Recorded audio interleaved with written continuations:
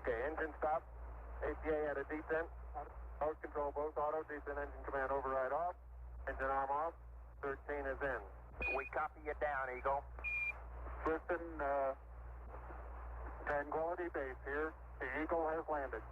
Roger, Tranquility. We copy you on the ground. You got a bunch of guys about to turn blue. We're breathing again. Thanks a lot. And we're getting a picture on the TV. There's a great deal of contrast in it, and currently it's upside down on our monitor, but we can make out a fair amount of detail. Okay, Neil, we can see you coming down the ladder now. Sunday, July 20th, 1969. Around the world, nearly 1 billion people watched this moment on television as the first man from Earth prepared to set foot upon the moon. At the foot of the ladder, the lamb footbeds are only depressed in the surface about 1 or 2 inches, although the surface appears to be very, very fine-grained as you get close to it. It's almost like a powder. Ground mass is very fine. I'm going to step off the limb now. That's one small step for man, one giant leap for mankind. I believe that this nation should commit itself to achieving the goal, before this decade is out, of landing a man on the moon and returning him safely to the earth. All that we have accomplished in space, all that we may accomplish in days and years to come, we stand ready to share for the benefit of all mankind. As we explore the reaches of space, let us go to the new worlds together, not as new worlds to be conquered, but as a new adventure to be shared. Since the earliest time, man has imagined this moment, the moment when his fellow man would make the first journey to the moon. Now the time had come. In the 6th decade of the 20th century, the ancient dream was to become a reality.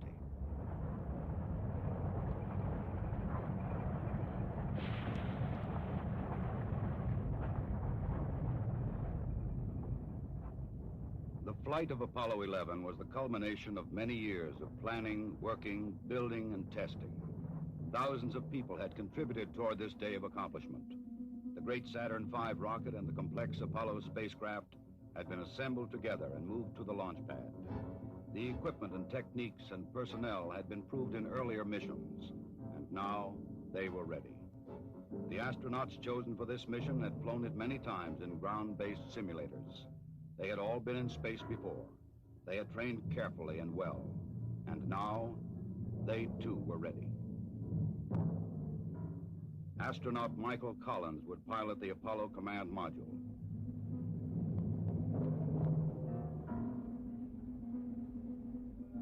Astronaut Edwin Aldrin, Jr. would pilot the Lunar Module.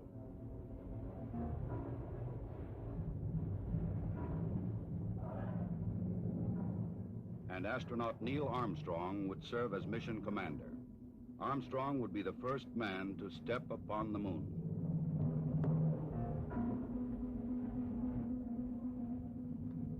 July 16th, the day had come. The moon awaited. The men rose early, ate breakfast, and dressed in their spacesuits.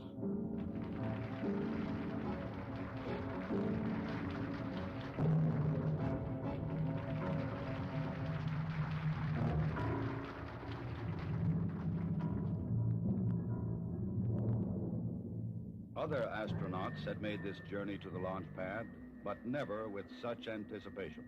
9:32 a.m., July 16th.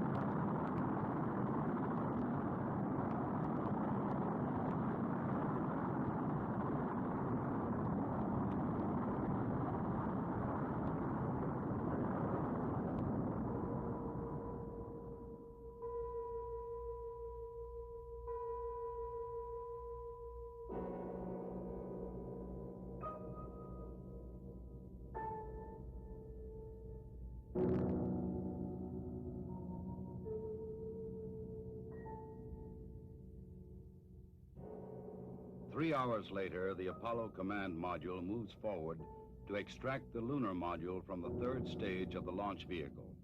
Both are moving at more than 17,000 miles an hour. Docked together, they will sail 250,000 miles across the sea of space and into orbit around the Earth's nearest neighbor. Loud and clear now, Mike, and we understand that you are docked. During the 3-day journey to the moon, the astronauts kept busy. Checklists, navigation and observation, housekeeping.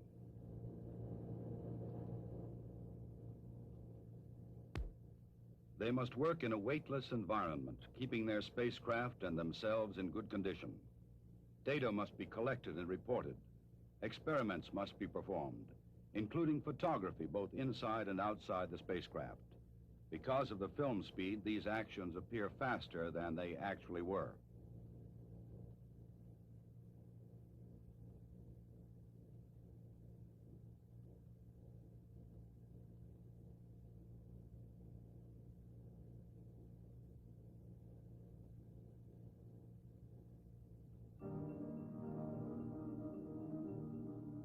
July 19th. Apollo 11 slows down and goes into orbit around the moon. The bright blue planet of Earth now lies 238,000 miles beyond the lunar horizon. Astronauts Armstrong and Aldrin, now in the lunar module, separate from the command module.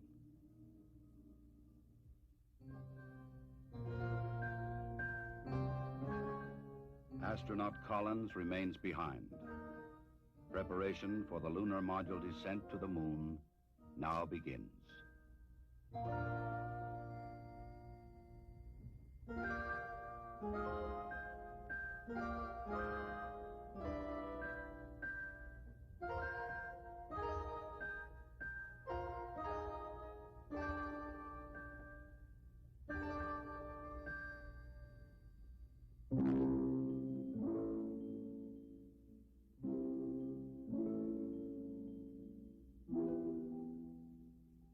The command module assumes the new name, Columbia.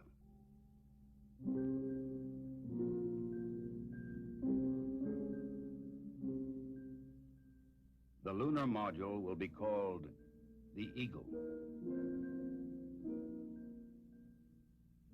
From Columbia, Michael Collins' camera sees bright rays of the sun reflecting patterns of color from the surface of the Eagle. In this strange metallic bird rides the ancient and endless dream of all mankind.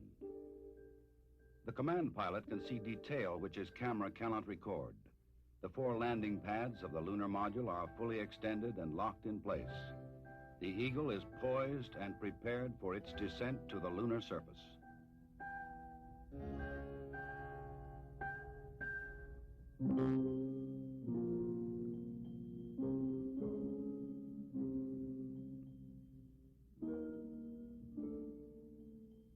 The moon landing craft rocket engine fires to slow it down and to place it on the pathway to the landing site in the Sea of Tranquility. There is tension and caution as the Eagle flies lower. Warning lights blink on as the computer tries to keep up with the demand for control data, but the status remains go. Eagle, we got you now. It's looking good, over. Roger, copy. Eagle, Houston, after yaw around, angled S-band pitch, -9er, yaw, +18. Roger, you're a go to continue power descent. You're a go to continue power descent. Altitude now 21,000 feet, still looking very good. Velocity down now to 1,200 feet per second. You're looking great to us, Eagle. Give us a reading on the 1202 program alarm. Roger, we got you. We're going at alarm. Good radar data. We're now in the approach phase, everything looking good. Altitude 4,200. Houston, you're a go for landing, over. Roger, understand. Go for landing. 3,000 feet. Program alarm. Altitude 1,600. 1,400 feet, still looking very good. 700 feet, 21 down. 33 degrees. 100 feet down at 19. 1201. 1201. Roger, 1201 alarm. We're go. Same type. We're go. Altitude, velocity, light. 8.5 down. 220 feet. 13 forward. 11 forward, coming down nicely. 200 feet. 4.5 down. 5.5 down. 60 seconds. Lights on. 6. Down 2.5. Forward. Forward. That's 40 feet down 2.5. Picking up some dust. 4 forward. 4 forward. Drift into the right a little. That's 8.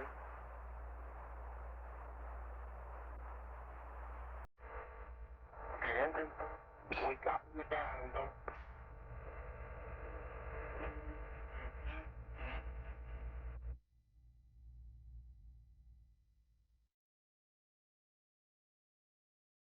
Through the window of the Eagle, Armstrong and Aldrin see what no human eyes have ever seen before. Their spacecraft casts a long shadow across the undisturbed dust of centuries.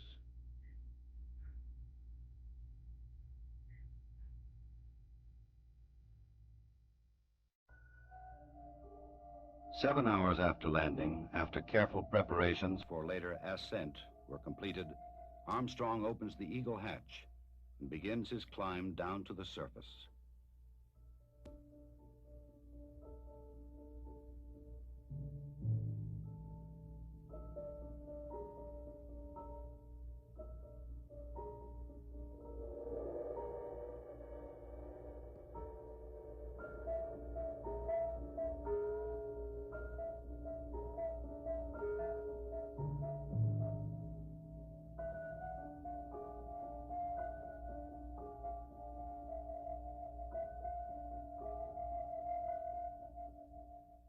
The first footsteps on this strange new world must be taken cautiously.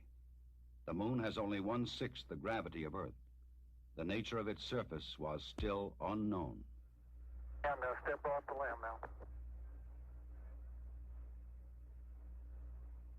That's one small step for man, one giant leap for mankind.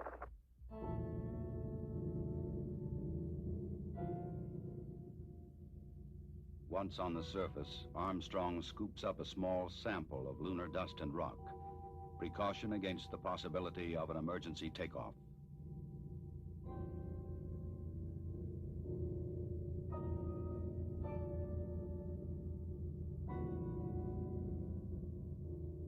According to plan, astronaut Aldrin now descends from the Eagle. He and his equipment would weigh 383 pounds on Earth. Here, they weigh about 66 pounds.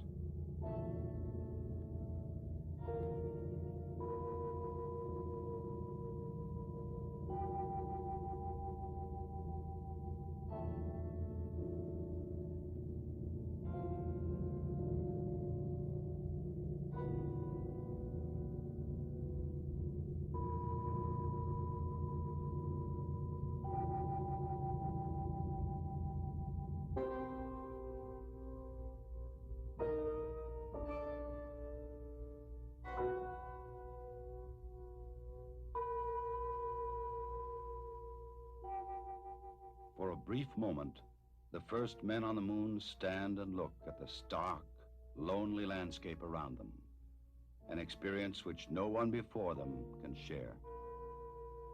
But there is much to be done in the limited time which they can stay on this airless, cloudless satellite of Earth. This sheet of metal foil traps and holds particles from the sun, the so-called solar wind, or barrage of solar energy, which constantly strikes the moon's surface. Results of this experiment will be taken back to Earth to reveal new secrets to anxious scientists.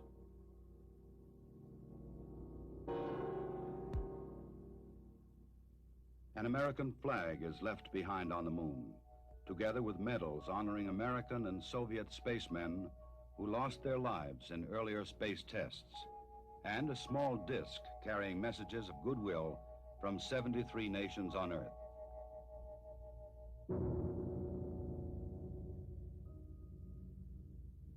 A plaque on the lunar module reads, Here, men from the planet Earth first set foot upon the moon, July 1969 A.D. We came in peace for all mankind. Through a specially made television camera, viewers in many nations on Earth were able to watch the astronauts as they walked and worked on the moon. Despite the bulky spacesuits and the backpacks containing oxygen, temperature control, and communications equipment, the Apollo 11 crew found they could move easily about the surface.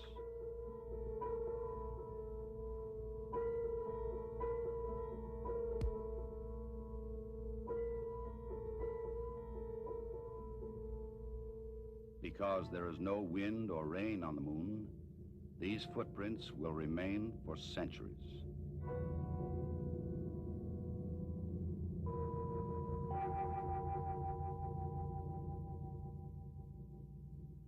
In addition to collecting rock and soil samples, the explorers leave behind a seismometer.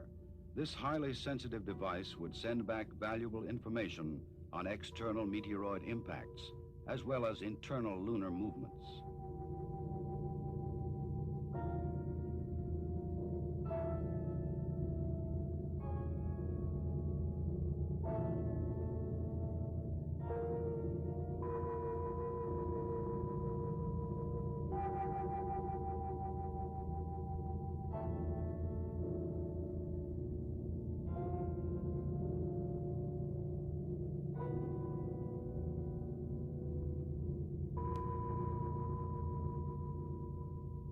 A 100-prism laser reflector would help man to measure the exact distance from Earth to Moon to an accuracy of 6 inches. These were the first of many experiments which will be taken to the Moon to provide man continuing and increasing knowledge about the Moon and the vastness of space beyond. After 2 hours and 31 minutes, the first lunar explorers had completed their research on the Moon. A night of rest in the lunar module, countdown preparations, and they were ready to come home. Tranquility Base, Houston. Guidance recommendation is pings, and you're cleared for takeoff. Roger, understand. We're number 1 on the runway. 7, 6, 5, work stage, engine arm ascent.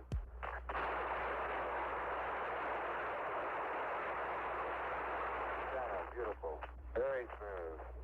Very quiet ride. There's that one crater on there.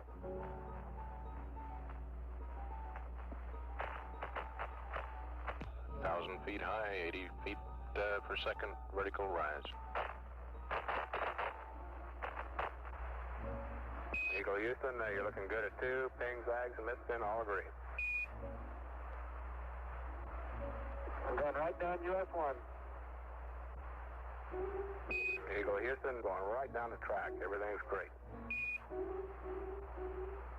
Horizontal velocity approaching 2,500 feet per second. Roger.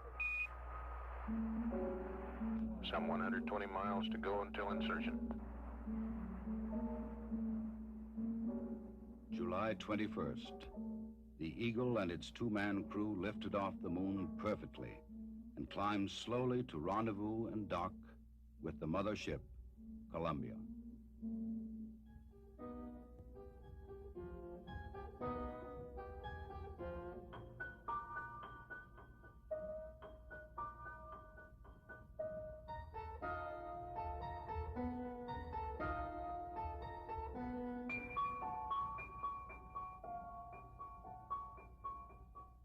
While Armstrong and Aldrin explored the Moon, astronaut Collins had kept a long and lonely vigil in the Columbia.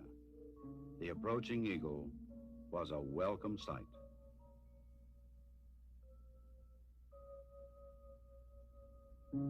Later, the 3 men would share their reflections on this adventure with the world. I believe that from the early space flights, we demonstrated a potential to carry out this type of a mission. And again, it was a question of time until this would be accomplished. I think it's a technical triumph for this country to have said what it was going to do a number of years ago, and then, by golly, do it. The relative ease with which we were able to carry out our mission, which, of course, came after a very efficient and a logical sequence of flights, I think that this demonstrated that we were certainly on the right track when we took this commitment to go to the moon. I just see it as a beginning of a new age.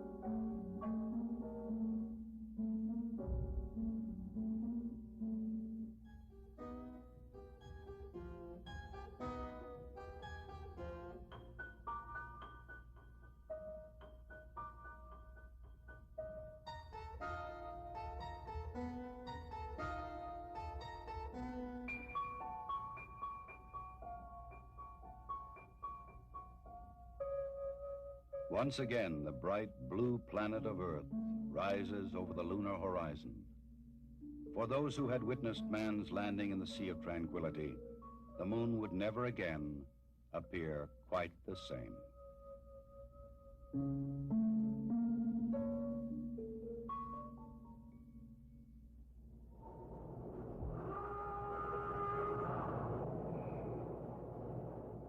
July 24th, dawn in the Pacific. Apollo blazes across the heavens, coming back to Earth at 25,000 miles an hour.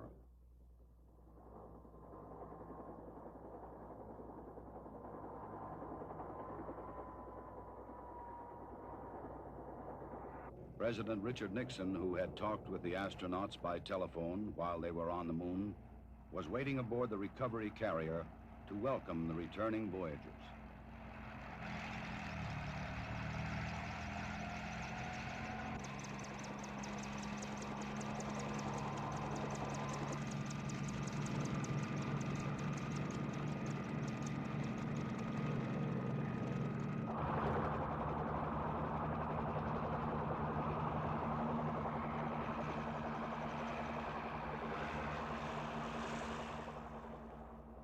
The president later expressed the nation's response to this historic mission.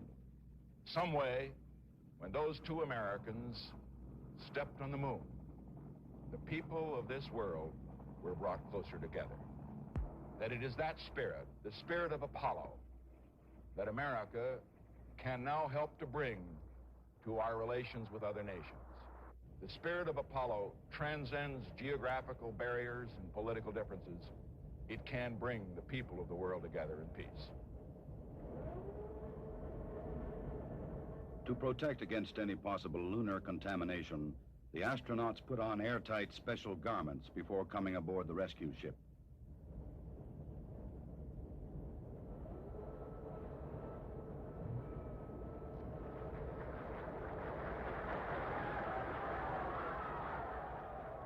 They transferred directly from the helicopter to a mobile quarantine van, in which they would be flown back to the Manned Spacecraft Center in Houston, Texas.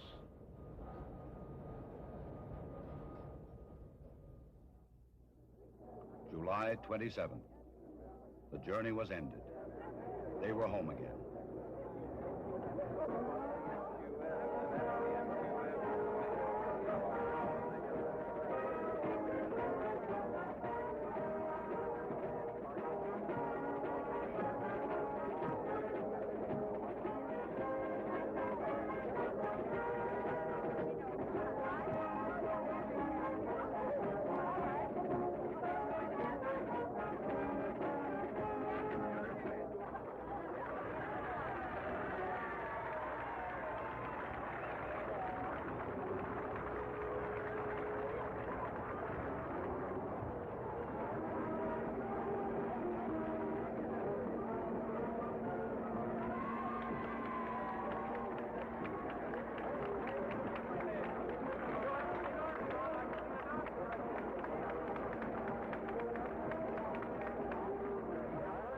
Ahead lay 3 weeks of isolation, medical tests, and mission debriefings.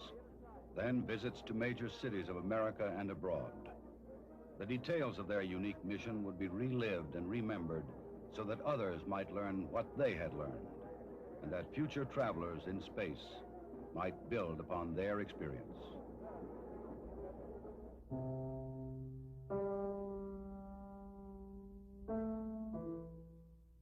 The rock and soil samples brought back would be examined and analyzed by scientists in many lands. They would reveal new insights into the origin and the age and the composition of the moon, and perhaps new knowledge of the Earth as well. Already experiments left on the moon were sending back revealing new information.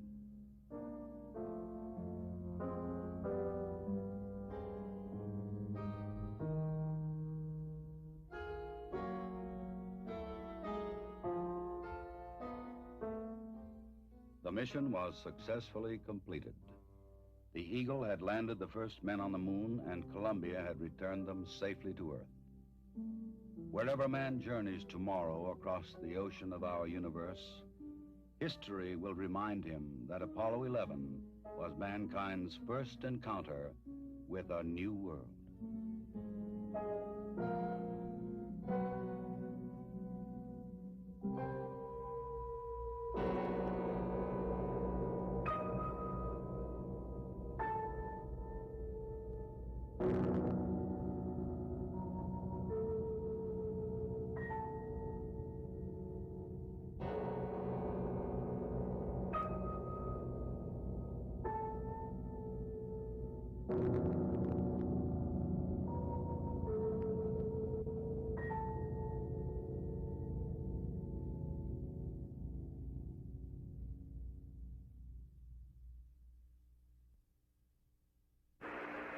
This little tape recorder has been a big benefit to us in passing through the time away in our transit out to the moon.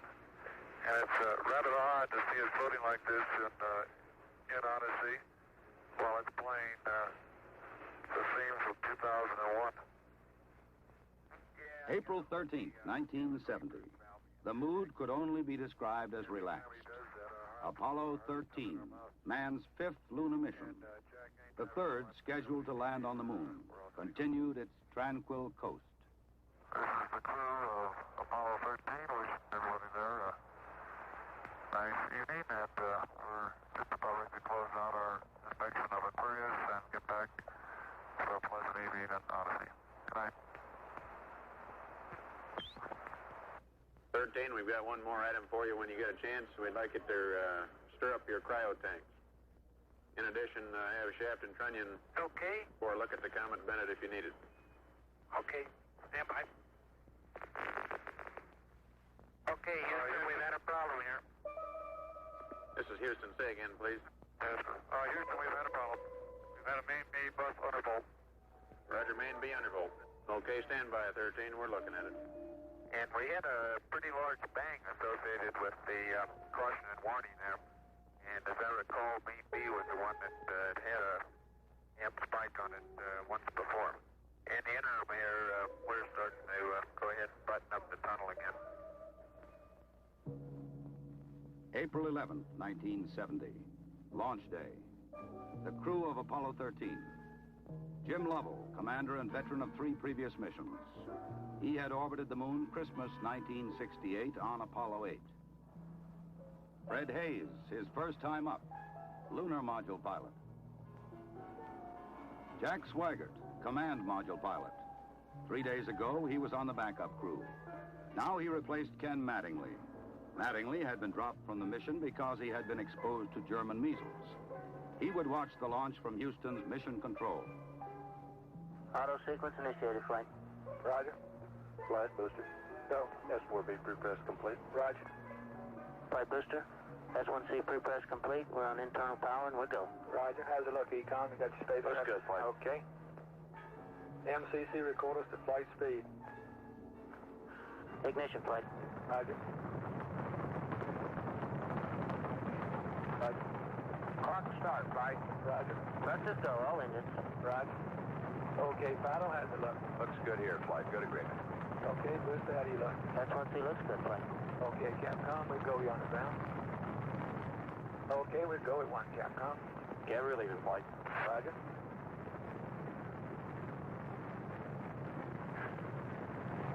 Booster, how do you look? We look good, flight. We go. Okay, fire up. We're go, flight. Looks good here. Guidance, how's it look? Good, flight. Okay, Econ, GNC. Looks good, flight. Looks good, flight. Okay, Sergeant. It looks fine. Through max Q and we go, flight. Roger, Booster. And go for staging, Capcom. Confirming board out, flight. Roger. Staging, flight. Roger. Flight filer trajectory confirmed staging. Roger. Flight booster, then board out was way early. Okay. Flight confirmed, number 5 engine down. Roger. Booster, you don't see any problem with that, though, do you? Negative, not right now, flight. All the other engines are go. The next step in the routine of lunar flight was to burn out of Earth orbit toward the moon, then pull free of the third stage and dock with the lunar module Aquarius. At the controls of the command module Odyssey, Jack Swigert. We're hard docked, Houston. Roger, understand hard dock. Good deal. They pulled Aquarius away from the Saturn third stage, the S-4B. Okay, I can see the S-4B now at the hatch window.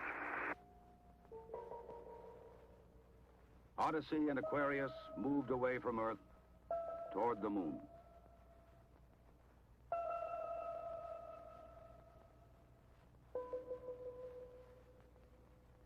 Okay, Houston, we've had a problem here. 5 guidance. Go guidance. We've had a hardware restart. I don't know what it was. Okay. Houston, we've had a problem. We've had a main B bus undervolt. You see an AC bus undervolt there, guidance? Or Ecom? Negative, flight. Believe the crew reported it. We got a main B undervolt. We may have had an instrumentation problem, flight. Roger. And we had a pretty large bang associated with the caution and warning there.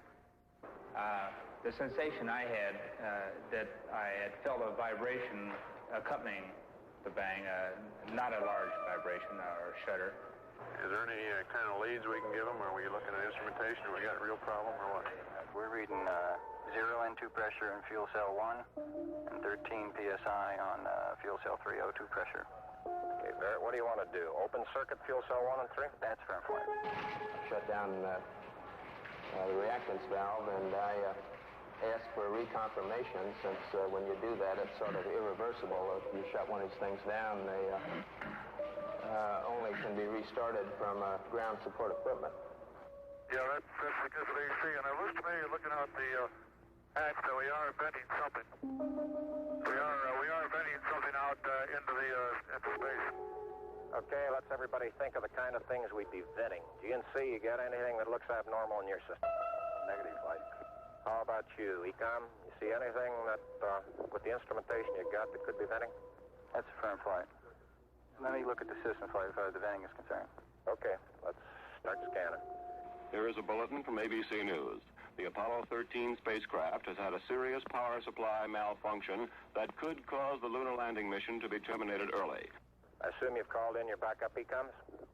Flight, say again? Have you called in your backup ECOMs now? See if we can get some more brain power in this thing? We got one here. Roger. At the moment, the astronauts are continuing to try to isolate their trouble. The late report says the spacecraft now is operating on battery power alone. All unnecessary equipment is being turned off. Okay, now let's everybody keep cool. We got LEM still attached. The LEM spacecraft's good, so if we need to get back home, we got a LEM to do a good portion of it with. Okay, let's make sure that we don't do anything that's going to blow our CSM electrical power with the batteries, or that will cause us to lose the main or the fuel cell number 2. Okay, we want to keep the O2 and that kind of stuff working. We'd like to have RCS, but we got the command module system, so we're in good shape if we need to get home. Let's solve the problem, but let's not make it any worse by guessing. My concern was increasing all the time. It went from, I wonder what this is going to do to the landing, to I wonder if we can get back home again. Okay, I'm coming back to you. Flight, go ahead. I think the best thing we can do right now is start a power down. right about then, it was quite apparent to me that it was just a question of time that the command module was going to be dead. You don't want to get fuel cell pumps off, do you? We can do that on fuel cell number 1 flight. Okay, well, let's make sure we don't blow the whole mission. The thing that concerns me is throwing equipment. We had a problem. We don't know the cause of the problem. Flight, I've got a feeling we've lost 2 fuel cells. I hate to put it that way, but I don't know why we've lost them. It doesn't all tag up. Network from Flight. Flight network. Bring me up another computer in the RTCC, will you? We got one machine on the RTCC, and we got dual CPs downstairs. Okay, I want another machine up in the RTCC, and I want a bunch of guys capable of running D-logs down there. Roger that. What all this means is only speculation at this point. First, though there has been some tumbling or rotation of the spacecraft, the astronauts do not appear to be in any immediate danger. I'll tell you what, GNC, can you get somebody in the back room to try to figure out what the equivalent delta V is we're getting, so that we can see if we can backtrack to see if we can figure out what's venting. Roger, we'll give it a try, Flight. Okay? When I looked up and saw both oxygen pressures, one absolutely zero and the other one going down, it dawned on me, and I'm sure Jack and Fred about the same time, that we were indeed in serious trouble. The only way to survive the situation was to transfer to the LEM. Flight Econ. Go ahead, Econ. The pressure in O2 tank 1 is all the way down to 297. We better think about getting in the LEM or using the LEM systems.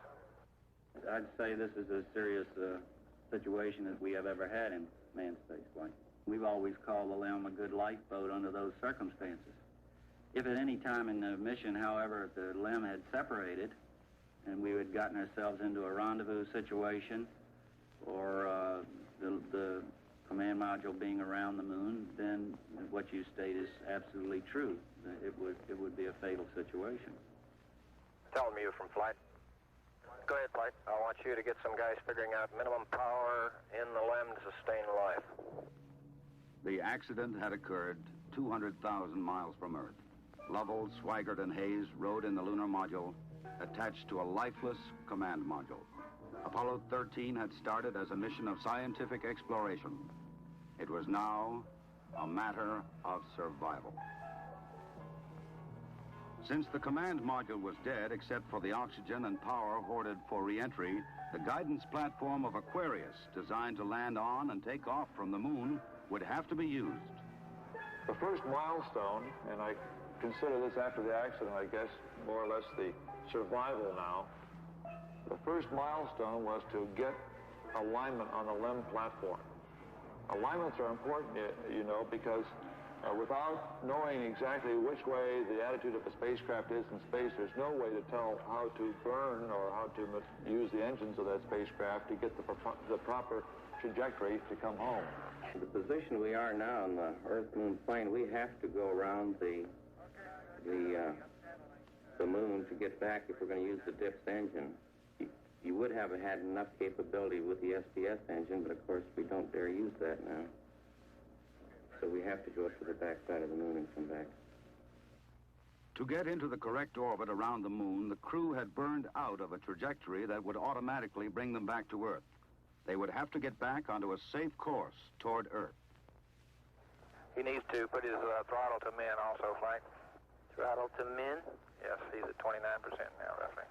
This maneuver, again, was completed on time, and because it was a manual burn, we had a three-man operation. Jack would take care of the time. He'd tell us when to light off the engine, when to stop it. Fred handled pitch maneuver, I handled the roll maneuver, and I pushed the buttons to start and stop the engines. Aquarius, and you go for the burn.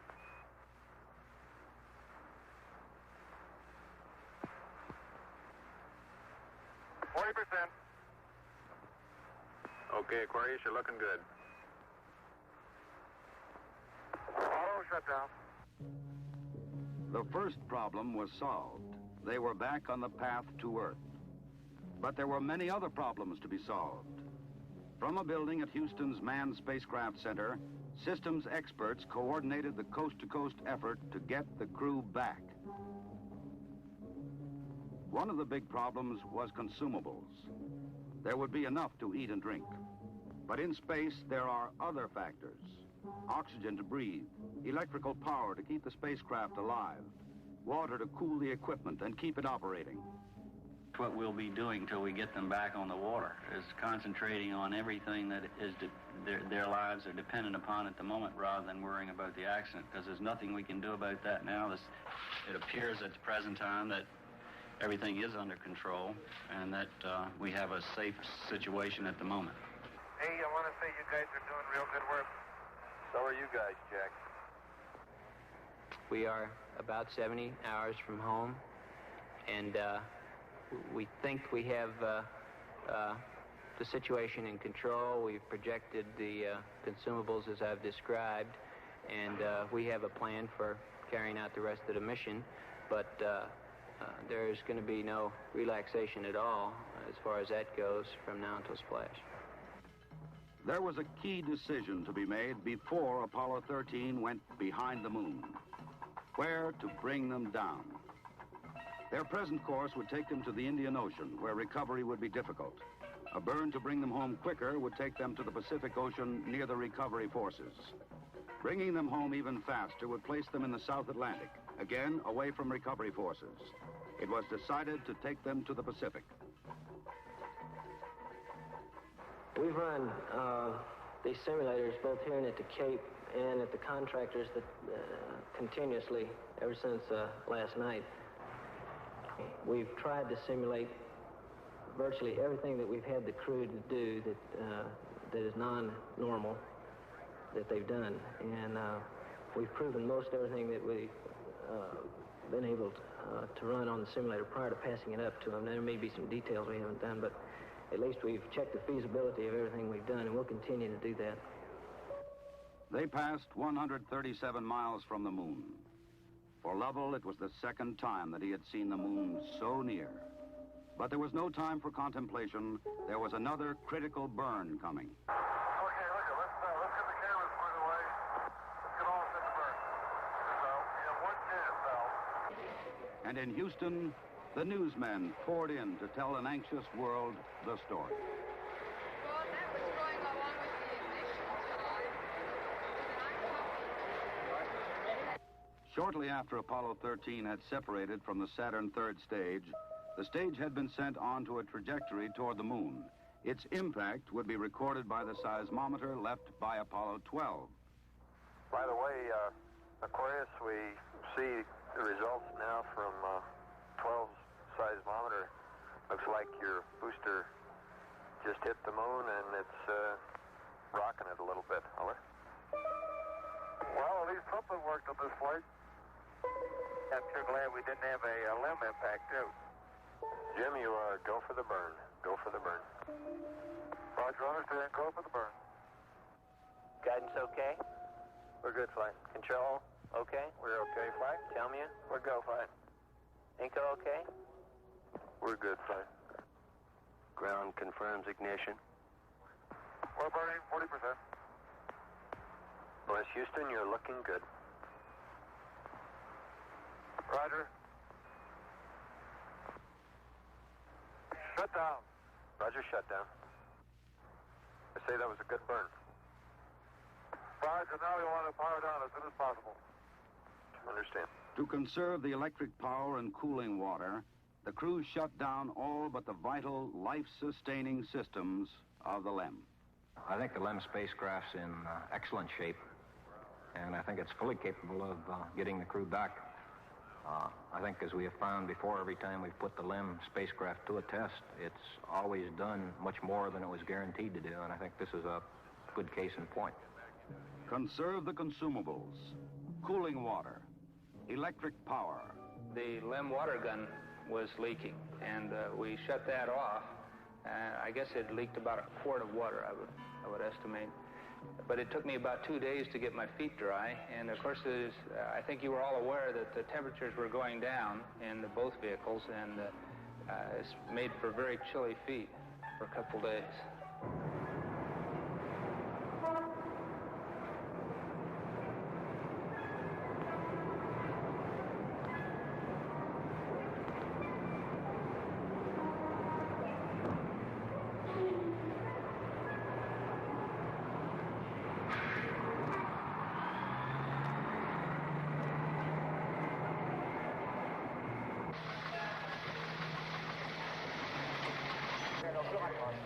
your rocket.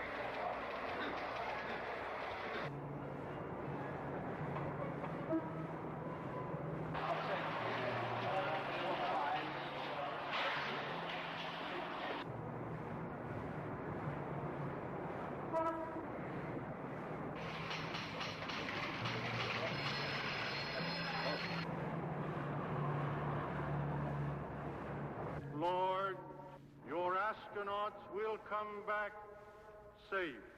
If I may be serious for one moment and ask the entire audience for a moment of prayer for the crewmen of the Apollo 13. We'll hold silence for a moment, please.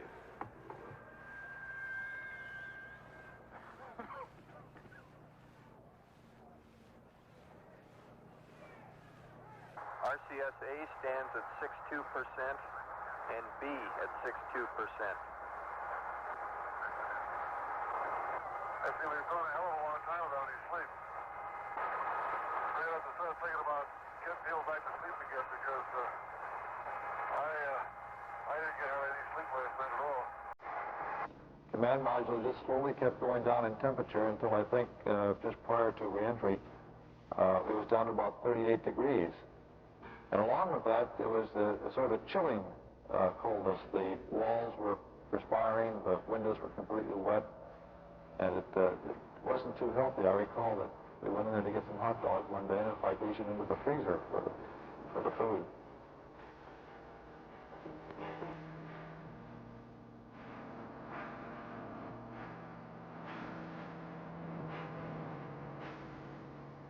So if you want my opinion on how they handled the situation when it happened, they handled it exactly like we'd expect them to. They were about as well on top of it as anybody could be who knew what we knew, which isn't very much, I'll have to admit.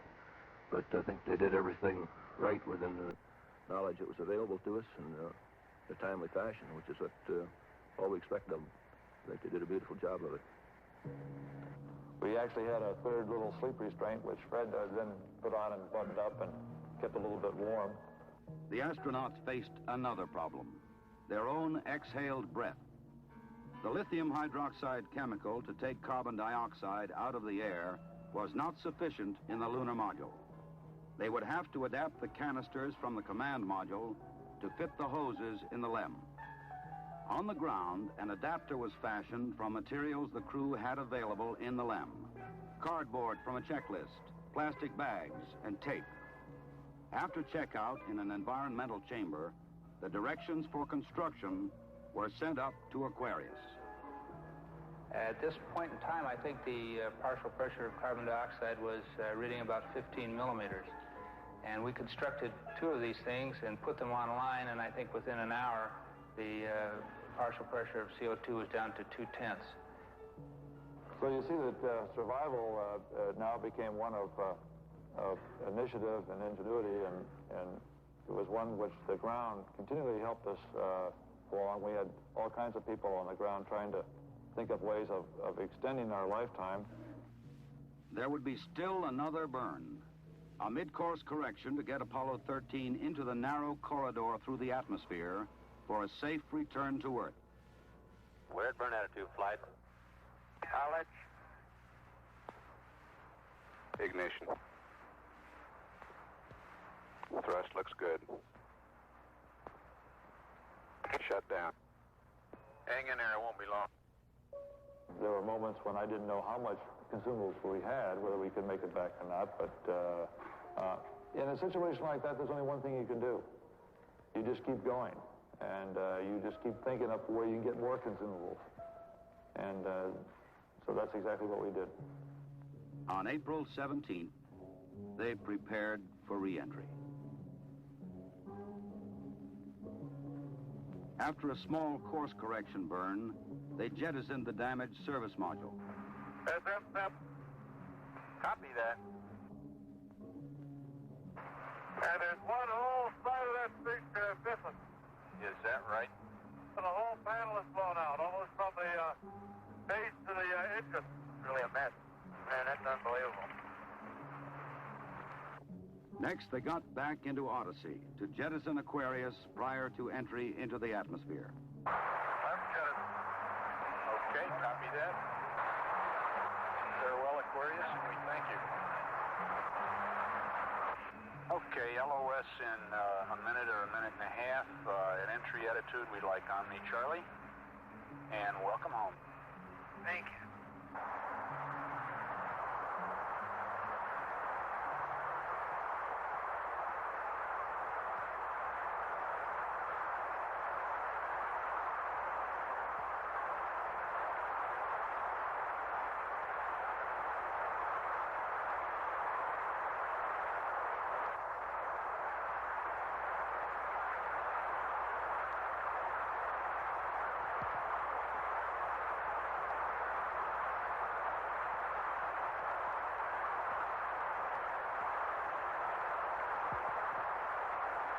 Odyssey Houston standing by, over.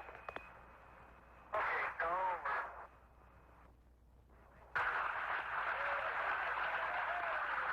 Odyssey Houston, we show you on the mains. It really looks great.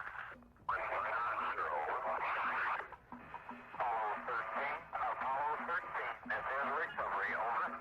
They're going through 5,000. Under Apollo 13, this is recovery, and your chutes look good. Apollo 13, this is recovery. We observed your RCS burn, over. The recovery, Apollo 13 is descending. Apollo 6 is recovery, over. Well, the launch place at this time, the three chutes are displaced in the water. 0 degrees magnetic 3.5 miles, Evo Lima. Evo Zero, roger. This 401, the command module is stable 1 at this time. They're riding comfortably. The vertical axis are approximately 15 degrees. Swim 1, you're cleared to get the position for 3, the other 2 chutes. Swim 1, roger. Okay, swim 2, you win line 270.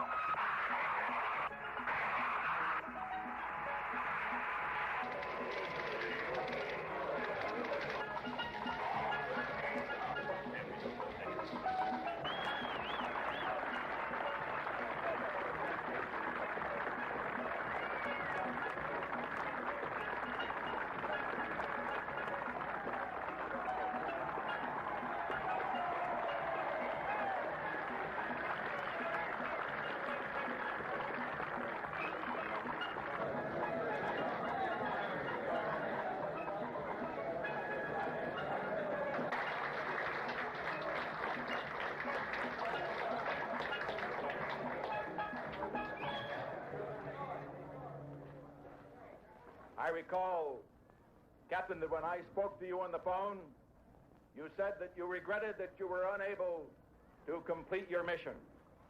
I hereby declare that this was a successful mission. From the start, the exploration of space has been hazardous adventure. The voyage of Apollo 13 dramatized its risks. The men of Apollo 13, by their poise and skill, under the most intense kind of pressure, epitomized the character that accepts danger and surmounts it. Theirs is the spirit that built America. Your mission served your country. It served to remind us all of our proud heritage of a nation, to remind us that in this age of technicians and scientific marvels, that the individual still counts, that in a crisis, the character of a man or of men will make the difference.